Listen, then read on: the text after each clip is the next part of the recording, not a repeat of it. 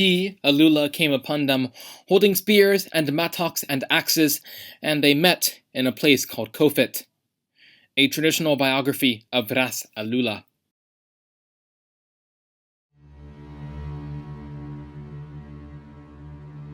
It's June 1884 in the town of Adwa.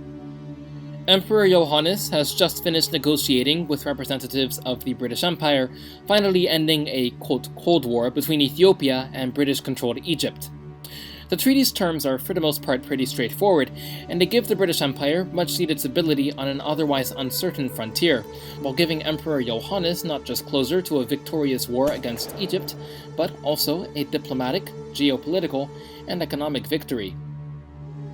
The terms of the treaty are as follows: free trade through Massawa, which Johannes had insisted on, recognition of the Bogos lands as under Ethiopian control, assistance for appointing new abunas, or leaders of the Ethiopian Church, extradition of criminals from either Egyptian or Ethiopian territory, handling of Ethiopian-Egyptian disputes through Britain, who had essentially colonized Egypt, and Ethiopian assistance in evacuating Egyptian troops from the garrisons of Kassala, Amadib, and Sanhit through Ethiopia and through Massawa. When the Mahdists rose in 1881 and 1882, they destroyed Egyptian control over much of Sudan and South Sudan. But while Mahdist relations with Egypt and thus Britain were very quickly hostile, relations with Ethiopia were a bit more complicated. See, the Mahdists shared much of their eastern frontier with the Ethiopian Empire, and they hoped that some sort of alliance could be formed between the two parties, that Ethiopia could help them like the Najashi had helped early Muslims 1,000 years prior. Because of this, initial Mahdist policy towards Ethiopians was primarily focused on defense, and letters between the Mahdi and the Emperor of Ethiopia show relatively decent relations. This state of affairs would not last. In January 1884, the Mahdists began to put pressure on and then besieged the city of Kassala, and by June 1885 it was in a horrible condition. While there was some British-Egyptian hope that Ras Alula, governor of the Ethiopian Empire's northernmost region, would save Kassala, a coordinated plan never manifested. Timing was off, and though Alula showed interest in saving Kassala's garrison, he was more focused on other issues. See, Alula had to deal with a lot of rival factions who were harassing his trade lines and seeking Mahdist alliances, all while the Italian Empire steadily extended its own influence after recently occupying Massawa. During July, Kassala, with no one to save it, fell into Mahdist control. The fall of Kassala opened up a new path into Ethiopia, one that was very quickly seized upon, in spite of official Mahdist policy, by Uthman Dikna.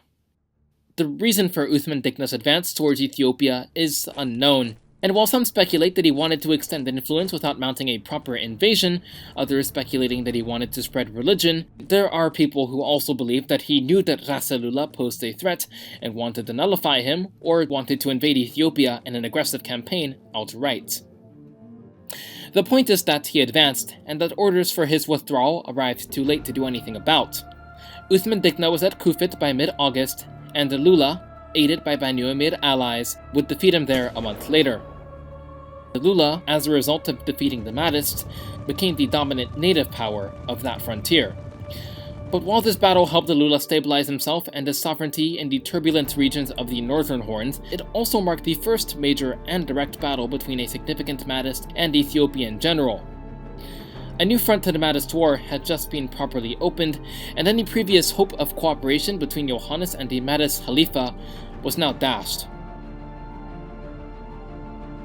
A new Ethiopian front to the Mahdist War was now opening up, but curiously enough, it would not be centered around the northern Horn of Africa, but instead around the Sudanese market town of Gallabat. Today, Gallabat is in Sudan, having a sister town named Matama across the border in Ethiopia. It's possible that a similar layout existed, at least occasionally, during the 19th century. Henry Blank, in his 1868 narrative of captivity in Abyssinia, mentions a, quote, Abyssinian inhabited satellite settlement to Gallabat, separated by a small river. Now, according to information gathered by the European travelers, Gallabat was originally founded and largely peopled, with permission from an Ethiopian emperor, by Tukrir Hajis who were seeking to create a safe region for fellow pilgrims. Of course, this information might not be perfect, and certainly fails to explain certain, potentially misleading details. It's also possible that Gallabat was already peopled before the arrival of foreign Hajis, and it should be mentioned that the so-called Tukrids were not from the ancient kingdom of a similar name. It seems that the name Takrur evolved into an eponym that's generally referred to Africans from farther west, in this case from Darfur and Bornu. By the 19th century, Gallabat was a major market town, a critical connection between the trade routes of Ethiopia and the Sudan. Gallabat also became a point of conflict between the major powers that surrounded it. The 19th century saw the town being used as a garrison, a heading off point, and a destination for multiple military expeditions. Naturally, when the Mahdists took control over Egyptian Sudan, they also took Egypt's role in the Gallabat debate.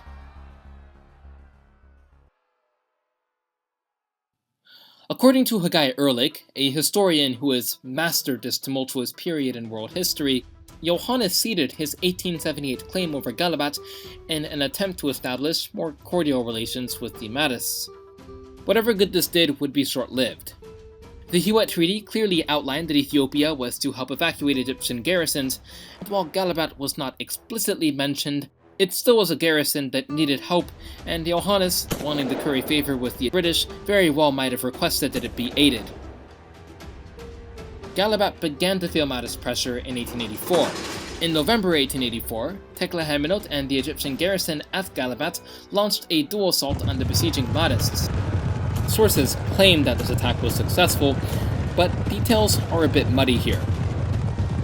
It took until a second assault in 1885, variously dated to January, February, and September, before Gallabat was properly relieved. Among those relieved was Gallabat's former sheikh, a Tukrir or Tukrir descendant named Shaleshenga, who commanded an anti-Mahdist force during the relief efforts, and who would establish an anti-Mahdist base of operations in Ethiopia. It seems that, for whatever reason, the Mahdists weren't particularly fond about Ethiopian aggression. In November 1885, Gallabat's Mahdist governor sent an appeal for permission to attack the Ethiopian church of Mahdist Selassie, which was claimed to be a military base. It's not exactly known why, but whatever the cause, Abdullahi ibn Muhammad, the Mahdist Khalifa, abandoned his previous policy of non-aggression and, instead of denying the raid, consented to it. People debate the reasoning for the Khalifa's endorsement of this offensive, but I think the two undeniable ones would of course be Tekle Haimanot's raids against Gallabat and a failure of diplomacy with the Ethiopian Emperor. Abd al-Qadir, a relatively contemporary Mahdist historian who wrote extensively about the Ethiopian frontier, explains the second cause in a bit more detail. He claims that Emperor Johannes not only attacked Gallabat, fair, but also refused to convert to Mahdist Islam and killed Mahdist envoys.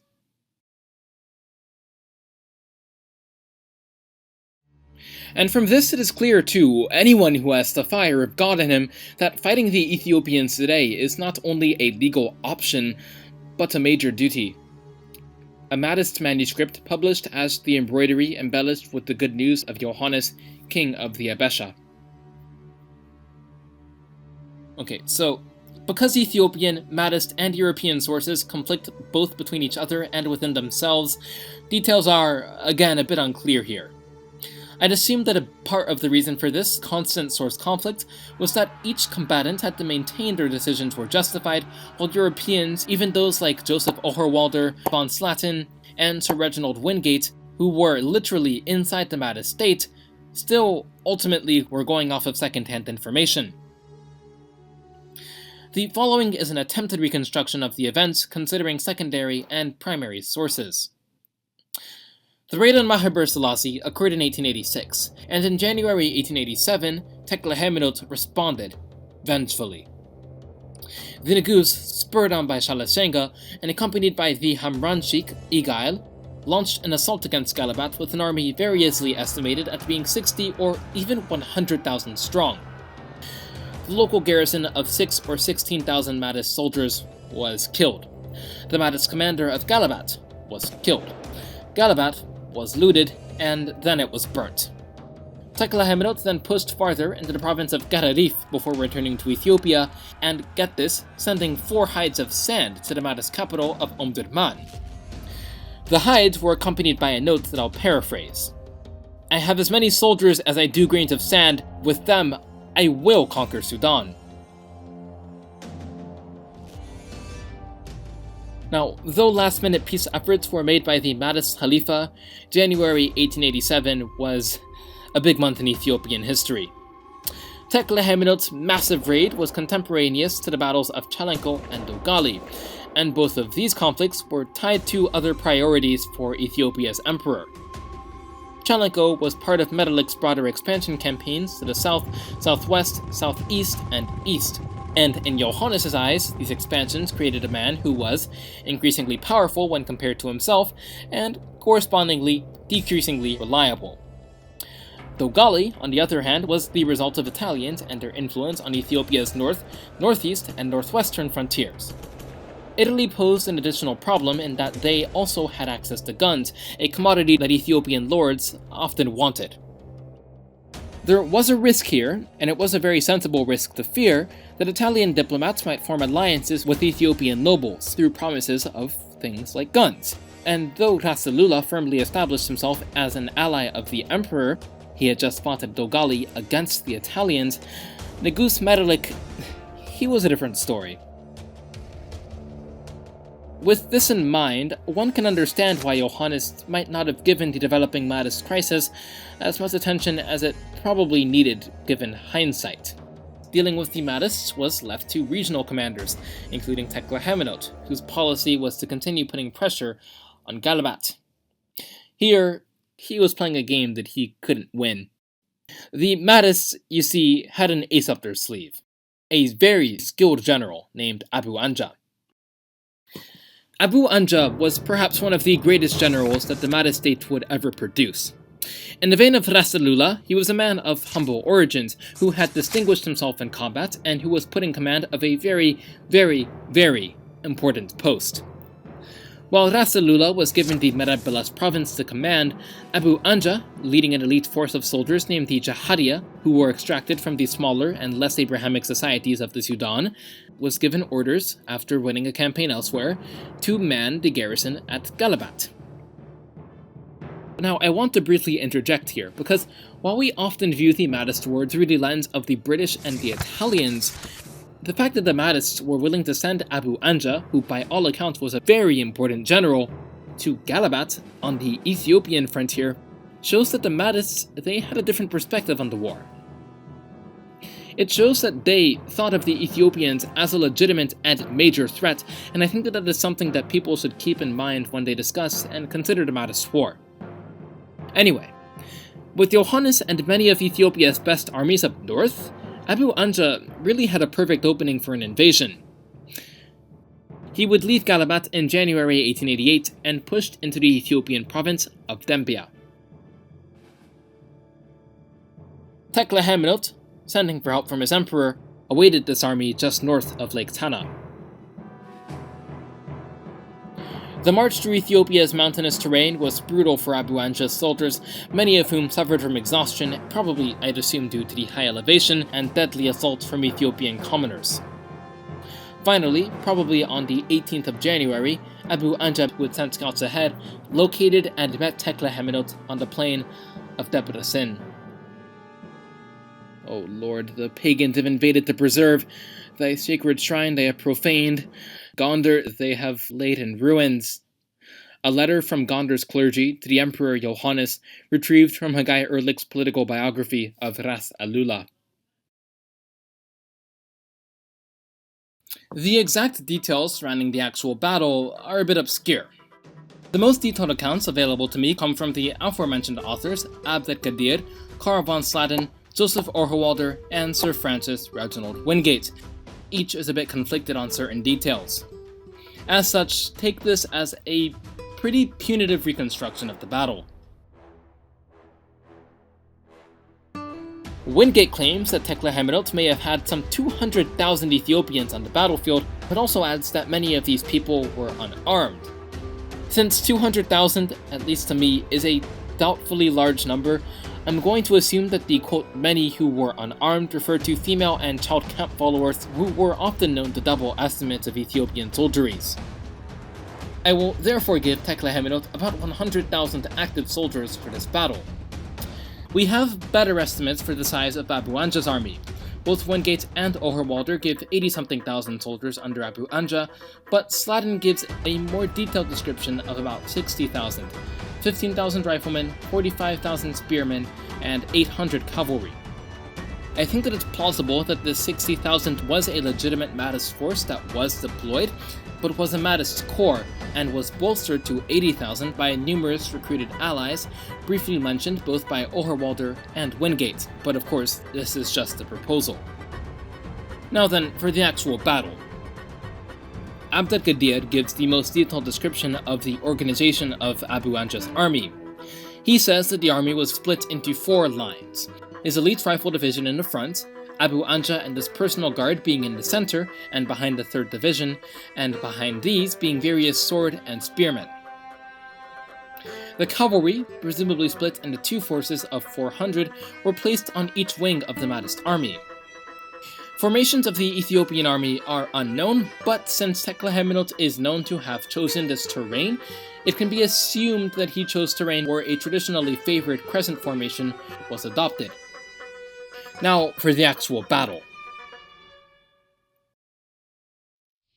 First combat initiated when Tekle advance guard of about 5,000 men ran up against the Mahdist army, whose gunmen held fire before unleashing volleys of bullets at close range. Tekle advance guard was scattered and major combat was seized for the day, though Ethiopian riflemen apparently harassed the Mahdists at night. The next morning, Abu Anja began to advance instead, approaching the Ethiopian camp that, according to Mahdist sources, stretched across the horizon. The Ethiopians, in turn, charged the advancing Mahdist lines and began to open fire at close range. In response, Abu Anja ordered his own force to charge and open fire, and Tekle army, despite fighting bravely, was crushed under the weight of Abu Anja's black riflemen.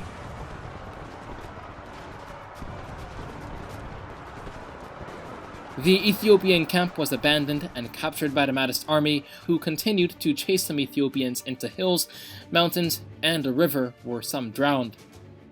Only Abd-al-Qadir gives an estimate for the number of Ethiopians dead: 27,000 killed on the battlefield and 9,000 captured. While the numerically larger force of Ethiopian soldiers no doubt would have had extensive experience in combat, it seems that the heavier drill and practices of the Mahdists, especially the black riflemen, were enough to invalidate the Ethiopians who fought and organized in their traditional manner with traditional setbacks, including an easy-to-crush morale. 19th century Ethiopian warfare, you see, was focused around swiftly maneuvering masses of lightly armed but densely packed men, and while these formations were sufficient to override the slowly firing, inconsistently impactful, and shorter-range guns used for much of the century, they facilitated high losses against the faster, deadlier, and longer-range guns Ethiopians were now more frequently coming across. Tekle himself was also crushed. He lost the battle, a large portion of his army, and his own son was captured in combat. The only formidable army in their way now neutralized, Abu Anja advanced to and then sacked the city of Gondar before turning back to Gallabat. Somewhere along the line, either after the battle or during the sack of Gondar, more of Tekle children, these one's daughters, were captured. Emperor Johannes, he was in a no-win situation. He could only afford to focus his attention on one of 3 pressing frontiers at the same time, and the defeat of Tekle and subsequent sack of Gondar likely proved that the center of the empire, it needed more attention. All the years of work that Johannes had put into keeping an empire together now threatened to have been for nothing.